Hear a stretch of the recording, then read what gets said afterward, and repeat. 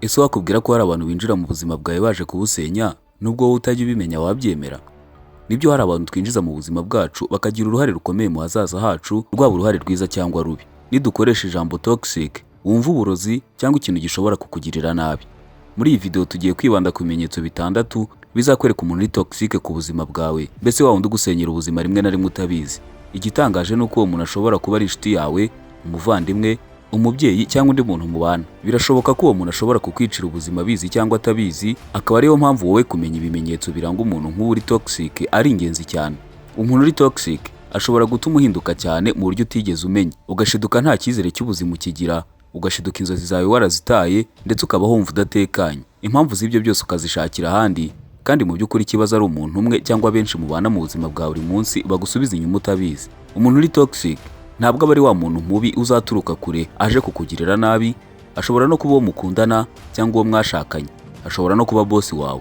Akenshi umuntu uri toxic iyo muvuganye urambirwa vuba, ni wa muntu muba muri kumwe ukumva ugomba kwigengesera cyane kugira ngo hato utamukomeretsa. Umuntu uri toxic ashobora kugusigira stress idashira, kwiheba, kwitakariza icyizere, kugira ubwoba bwo kuvuga icyo utekereza no kuba ushaka gushimisha abandi gusa, ndetse rimwe na rimwe ashobora kugutera agahinda gakabije, depression. Hari abantu bahora bakumvisha ko ikibazo ari wowe, ugasanga ni wowe usaba imbabazi ku makosa utakoze, ugasanga buri gihe ni wowe ugomba kwisobanura mu gihe hari ibyo mutumvikanaho, ugasanga utangiye no kwanga uwo uri we kubera amagambo cyangwa imyitwarire yabo. Ikintu gikomeye cyane ku bantu bari toxic ni uko akenshi bitangira ari beza. Bashobora kuba abantu bavuga neza, bagufasha rimwe na rimwe mu buzima busanzwe, ariko uko mubana nibwo utangira kubona ko hari ikintu kitagenda neza. Rimwe na rimwe ugasanga barimo kugufata nk'igikoresho cyo kubafasha kubaho neza, ariko ubuzima bwawe buri kugenda busenyuka. Reka dusesengura ibimenyetso bitanu bikomeye byerekana umuntu uri toxic, impamvu akora ibyo akora, ndetse n'ukuntu ibyo bintu bishobora kukwangiriza ubuzima. Ku musozo turarebera hamwe umwanzuro ukwiye gufatira umuntu nk'uwo mu gihe usanze hari umuntu umwe cyangwa benshi mu bo mubana bari toxic kuri wowe. Tutizimbye mu magambo, reka duhere ku kimenyetso cya mbere mu bimenyetso bitanu biranga umuntu uri toxic, mbese wa wundi uza mu buzima bwawe aje kubusenya no kubukomeza kurushaho. Ikimenyetso cya mbere kiranga umuntu uri toxic ni uko umuntu uri toxic aguhohotera mu buryo butaziguye, indirect abuse. Ihohotera tuvuga hano ntabwo ari ugukubitwa gusa nk'uko abantu benshi babitekereza. Hari abantu bahohotera abandi mu magambo, mu mitekerereze, mu marangamutima no mu buryo bwo kubatesha agaciro. Umuntu uri toxic akunda gukoresha ihohotera kugira ngo yumve afite ububasha kuri wowe. Ashobora kugusuzugura imbere y'abandi akigira nk'aho ibyo arimo ari urwenya. Ni wa muntu ukoresha amagambo akomeretsa mu gihe ashaka kubwira amakosa yawe aho kugukosora. Umuntu uri toxic kandi ahora guca intege, cyane cyane nk'iyo hari umwanzuro mwiza ushaka gufatira ubuzima bwawe, kuko ahora atewe ubwoba nuko wamujya hejuru. Iyo umubwiye ko hari ingeso runaka ushaka kureka cyangwa ushaka gutangiza ikintu runaka kigufitiye akamaro, akumvisha cyane uburyo bigoye aho kugufasha gushaka inzira. Hari abantu bavuga amagambo akomeretsa abandi hanyuma bakabihinduramo urwenya. Umuntu uri toxic ashobora kukubwira ati ariko nawe nta bwenge ugira, wamwereka ko ubabajwe n'ayo magambo agahita yongeraho ati ntukababazwe n'ubusa, nyamara abazi neza ko yakubabaje. Impamvu ni uko umuntu nk'uyu agorwa cyane no kwemera amakosa ye imbere yawe. Icyo aba ashaka ni ukugucisha bugufi mu mutwe kugira ngo wumve ko udafite agaciro karenze ake, kuko umuntu utazi agaciro ke biroroshye kumugenzura. Abantu benshi babaho imyaka myinshi mu ihohotera batabizi kubera ko ryabaye ibintu bisanzwe mu buzima bwabo. Hari umuntu wakuriye mu muryango aho gutukwa ari ibintu bisanzwe, bityo yabonye umuntu umusuzugura aba yumva ari ibisanzwe. Ihohotera nk'iri iyo ribaye ku muntu inshuro nyinshi, ashobora guhinduka umuntu ugira ubwoba bwo kuvuga icyo atekereza. Buhoro buhoro umuntu agatangira kwifata nk'aho ntacyo ashoboye. Ikintu gikomeye cyane ni uko umuntu wahohotewe igihe kirekire ashobora no gutangira kurengera umuhohotera we. Namwe atangira kujya avuga ati nuko arakara vuba, ati ubwo nuko ari stress nyinshi afite, cyangwa ati ubwo nuko ankunda cyane. Birashoboka ko yabagukunda koko, ariko aba ari kwangiza ubuzima bwawe mu buryo wowe utazi nawe ubwo atazi. Umuntu uri toxic agira ihohotera kuko aba ashaka kugenzura ubuzima bwawe no gutuma umwishingikirizaho. Ikimenyetso cya kabiri kiranga umuntu uri toxic ku buzima bwawe ni wa muntu ukunda kugenzura abandi mu buriganya, manipulation. Umuntu ukumanipira ntabwo akunda kugusaba icyo ashaka yeruye, ahubwo akoresha amayeri yo kukwinjiza mu byo ashaka utabizi, ahanini abanje kukwereka ko ari inyungu zawe, nyamara kubeshya. Aba ashaka kugenzura amarangamutima yawe, ibyemezo byawe, ibitekerezo byawe, ndetse n'uburyo ubona ibintu. Umuntu uri toxic ni wa muntu ukunda gukoresha amagambo nka niba unkunda koko wakabaye ukora ibi, sinarinzi ko wankorera ibintu nk'ibi, nyuma y'ibyo nagukoreye byose uranyanga. Ayo magambo bagamije gutuma wumva ko ufite icyaha kugira ngo ukore icyo ashaka. Hari igihe umuntu ukumanipira aguhindura ikibazo kandi ari we wagiteye. Ni wa muntu ushobora kugukorera amakosa, ariko nyuma y'iminota mike ugasanga ari wowe uri gusaba imbabazi. Umuntu uri manipulative cyangwa wa muntu ukumanipira aba azi cyane gukina n'amarangamutima yawe cyane. Abantu nk'aba bashobora kurira kugira ngo bakuganze cyangwa bagutere impuhwe. Bashobora kwigira abanyantege nke, guceceka nk'igihano kugira ngo bakwereke ko bababaye cyane, ndetse ugasanga ari ba bantu bashobora kugutera ubwoba bwo kubatakaza. Ikintu gikomeye cyane ku bantu nk'aba bari manipulative nuko aba bantu batuma utakaza ubushobozi bwo kwizera ibitekerezo byawe. Hari igihe bavuga ibintu byinshi ku buryo utangira kwibaza niba koko ikibazo atari wowe. Ibi ni bibi cyane kuko bishobora kugera aho umuntu atakaza icyizere ku byemezo bye, akajya ahora akeneye ko undi amufasha gufata umwanzuro runaka. Umuntu uri manipulative akunda gukora ibintu kubera gushaka control ku buzima bwawe, akunda gukoresha abantu nk'ibikoresho no gushaka inyungu ze gusa. Iyo ubana n'umuntu ukumanipira, ubuzima bwawe buhinduka nka prison yo mu mutwe, n'ubu ukigira freedom yo gutekereza cyangwa gufata imyanzuro wigenga. Ikintu cya gatatu kiranga umuntu uri toxic nuko akunda kugukoresha mu nyungu ze gusa. Hari abantu baza mu buzima bwawe batagamije umubano usanzwe gusa, ahubwo bagamije kukubyaza umusaruro. Bakubona nk'umuntu bafite icyo bakuraho, bashobora gukoresha cyangwa ushobora kubafasha kugera ku nyungu zabo. Iyo uri umuntu mwiza ukunda gufasha abantu, ufite umutima woroshye, abantu bari toxic barakwegera cyane. Bazagusaba amafaranga, umwanya wawe cyangwa serivisi za hato na hato kuko uri umuntu mwiza ushobora kumva ibibazo by'abantu. Ariko ikibazo nuko iyo ari wowe ubakeneye cyangwa ugize ikibazo batajya baboneka, nibwo ubona ko umubano wanyu wubakiye ku cyo ubamarira. Hari abantu baguhamagara gusa igihe bafite ikibazo, iyo ibintu byabo bimeze neza ntabwo bajya bakwibuka. Hari n'abandi bakoresha ubugwaneza bwawe nk'intege nke, bazi ko utajya uvuga oya, bityo bagahora bakuremerera bakakubera umutwaro.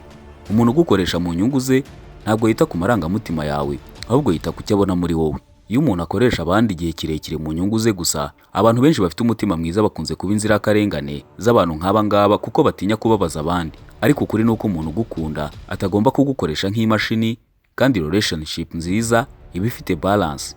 Bose baratanga, bose bakakira. Ikintu cya kane kiranga umuntu uri toxic nuko ari wa muntu utajya wemera kumvikana. They never compromise. Relationship nziza yubakira ku kumvikana, ariko umuntu uri toxic aba ashaka ko ibintu bikorwa uko abishaka gusa. Iyo mutumvikanye, ni wowe ugomba kwiyoroshya, ni wowe ugomba guhinduka, ni wowe ugomba gusaba imbabazi, ndetse ni wowe ugomba gutega amatwi we akavuga. Ntabwo aba ashaka compromise cyangwa guca bugufi ngo mwumvikane, ahubwo aba ashaka control. Iyo umuntu adashobora kumva ibitekerezo byawe, relationship yanyu iba nka gereza. Hari abantu muri kamere yabo bumva ko ibitekerezo byabo ari byo byahabwa agaciro gusa, ibyumviro byabo akaba ari byo by'ingenzi, bakumva ko ibibazo byabo ari byo byonyine bifite agaciro bikwiye kwitabwaho. Iyo ugerageje kuvuga uko wumva umeze, ntabwo babiha agaciro, ahubwo bahita batangira kukubwira ibibazo byabo, kandi iyo ukoze nk'ibyo bo bakora birabababaza cyane. Ibi bituma umuntu atangira guceceka kugira ngo amahoro aboneke, ariko ikibazo nuko guceceka igihe kirekire byica umuntu mu mitekerereze ndetse n'amarangamutima. Umuntu utajya yumvikana kenshi aba afite kwikunda gukabije cyangwa kutubaha abandi. Umuntu nk'uyu ntashobora kubaka relationship ihamye, kuko relationship nziza isaba kubahana, gutega amatwi no kwemera ko umuntu atajya ahora ari mukuri iteka ryose. Iyo ubanye n'umuntu utajya wumvikana, ubuzima bwawe buhinduka igitambo, kuko uhora ukora ibyo ashaka ngo hato udakoma rutenderi, kandi bihanini ni wowe ubigiriramo ingaruka kuko utangira kwiyumva nk'umuntu ugomba gukurikiza ibyifuzo by'abandi mbere yo kwita ku byawe. Ikintu cya gatanu kiranga umuntu uri toxic nuko ari wa muntu uhora yerekana ko arengana. They always play their victim cards. Iki ni kimwe mu bimenyetso bikomeye cyane by'umuntu uri toxic. Nta na rimwe yemera amakosa ye, iyo hari ikibazo n'abandi baba babiteye, wahora ari victim, abarengana. Iyo umuntu ahora yigira victim cyangwa inzirakarengane, ntakura mu mitekerereze, ntahinduka, kandi ahora ashaka kugirirwa impuhwe nk'umuntu wiyumva ko arengana nyine. Ashobora no gukoresha amateka ye mabi kugira ngo ahishe imyitwarire ye mibi. Akenshi usanga ari wa muntu ukunda gukoresha amagambo nka nuko nkiri kubabazwa n'ibyo nanyuzemo nkiri muto, nuko abantu bose bansuzugura, nuko nta muntu ujya unyumva, n'andi magambo nk'ayo yo kumvikanisha ko ari inzirakarengane. Nubwo koko abantu bashobora kuba bafite ibikomere by'ahahise, ntibibaho uburenganzira bwo gukomeretsa abandi. Abantu bari toxic bakunda gukoresha victim card kugira ngo batabazwa amakosa yabo cyangwa bagamije kugirirwa impuhwe. Ikibazo nuko iyo umuntu ahora yigira victim cyangwa inzirakarengane, ashobora no gutuma wowe wumva ko ugomba guhora umufasha, ugasanga ubuzima bwawe bwose bwahindutse misiyo yo gukiza ubuzima bw'undi muntu utifuza no guhinduka. Hari abantu bakoresha amarira, uburwayi, amateka mabi cyangwa depression yabo nk'intwaro yo kugenzura abandi. Iyo umuntu adashobora kwemera amakosa ye, nta relationship ihamye ashobora kubaka, kuko gutera imbere mu kintu icyo ari cyo cyose bitangira iyo umuntu yemeye ko hari ibyo agomba guhindura. Ikintu cya mbere ugomba kumenya ni uko udashobora guhindura umuntu udashaka guhinduka. Abantu benshi bangiza ubuzima bwabo kubera kuguma hafi y'abantu babasenya, kubera kwibwira ko bazahinduka cyangwa kwibwira ngo ni umuryango. Hari n'abavuga ngo twabaye imyaka myinshi, Kureka abantu bari toxic ntabwo bivuze kubanga cyangwa kubagira ibicibwa mu buzima bwawe, ahubwo ni ugushyiraho imipaka y'ibyo muhuriraho n'ibyo mudashobora guhuriraho, kandi ugakora ibishoboka byose ntibongere kugira uruhare mu marangamutima yawe. Ibyo ugomba gukora mu gihe usanzwe ufite abantu nk'aba bagukikije bari toxic, icya mbere ni ukumenya agaciro kawe, kuko iyo uzi agaciro kawe ntiwemera gufatwa nabi. Ugomba kumenya ko ugomba guhabwa agaciro ndetse ufite uburenganzira bwo kugira amahoro. Icya kabiri ni ugushyiraho boundaries cyangwa imipaka. Abantu bari toxic banga imipaka kuko ibabuza kukugenzura. Wige kuvuga oya, kugabanya igihe mu marana no kutemera ibintu byose bagusaba. Icya gatatu, reba ibikorwa aho kumva amagambo gusa. Abantu bari toxic bazi kuvuga neza cyane, ariko wowe reba uko bagufata, uko wumva umeze iyo muri kumwe n'ingaruka bigira ku buzima bwawe. Ikintu cya kane ugomba gukora nukumve ko ugomba gukiza buri wese. Hari abantu ushobora gukunda ariko ntibakubere beza, kandi rimwe na rimwe gukunda umuntu uri kure nibyo bimufasha kurusha kuguma hafi ye. Cya gatanu ugomba gukora, hitamo amahoro yawe mbere y'ibindi byose. Amahoro yo mu mutima ni kimwe mu bintu bifite agaciro kurusha ibindi. Niba umuntu ahora akomeretsa umutima wawe, agutesha agaciro, agusigira stress gusa, ufite uburenganzira bwo kugabanya relationship mufitanye cyangwa kuyivanaho burundu.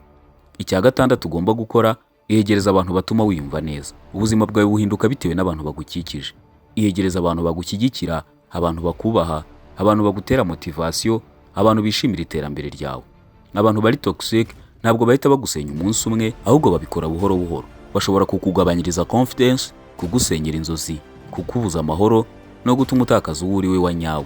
Niyo mpamvu ugomba kwitondera cyane abantu wemera kwinjiza mu buzima bwawe. Ntabwo abantu bose bagusekera bagukunda, nta nubwo abantu bose bakwegera bafite imigambi myiza ku buzima bwawe, kandi ntabwo ubushuti mufitanye cyangwa imyaka mumaranye bihagije kugira ngo umuntu yemererwe kukwangiriza ubuzima. Kandi rimwe na rimwe intambwe ikomeye ushobora gutera mu buzima no kwiyambura abantu bari kukwangiriza ubuzima buhoro buhoro.